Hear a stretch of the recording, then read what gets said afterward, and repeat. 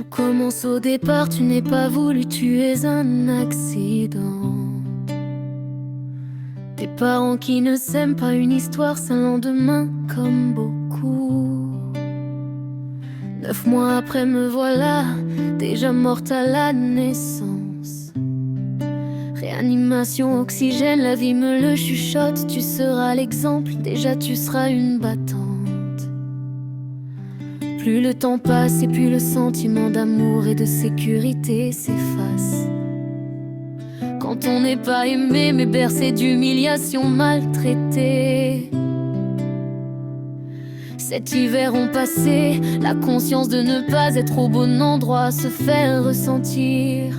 La respiration coupée chaque soir, s'endormir en rêvant de ne jamais se réveiller.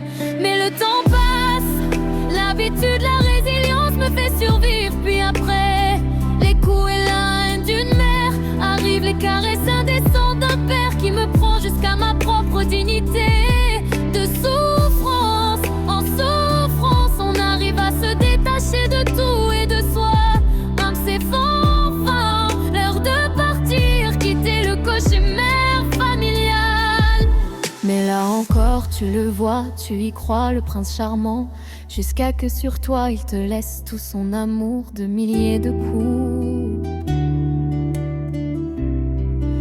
Mais depuis toujours chez toi, cette battante qui se bat, qui avance, qui aime, qui sait tous les coups, tous les traumas et qui est toujours là. Mais la vie ne t'épargne pas, pas d'amitié, cela n'existera pas pour toi. Pas d'amour non plus, tu aimes comme tu aurais aimé être aimé, comme tu aimes, en protégeant, sécurisant, avec une bienveillance rare, en étant toujours quelqu'un de droit, fidèle et sur qui on peut compter. Mais ce sentiment d'être de trop, de ne pas être à sa place, que quoi qu'on fasse, rien n'ira jamais quand ta vie est consécutivement un réel parcours rempli de traumas. Quand tu ne crois plus en rien parce que la vie t'a tout pris, parce que les gens t'ont montré leur jalousie, leur méchanceté, leur mépris, leur mensonge et manipulation à tous ceux et celles qu'un cœur trop bon, à force d'avoir été trop noirci, à tous ceux qui ont réussi à transformer leur douleur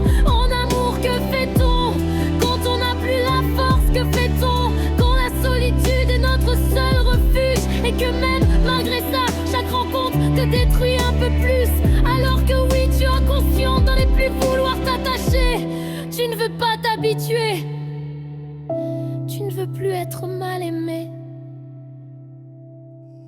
Mais quand chaque relation familiale, amicale, amoureuse, professionnelle sont chaotiques, comment peut-on continuer à espérer, à avancer, à croire des lendemains meilleurs face à tout ça? Quand tu as construit ton propre paradis dans un monde où tu as bien conscience que c'est l'enfer, comment la battante, comment la guerrière ne peut pas envisager de déposer les armes? Ça, une larme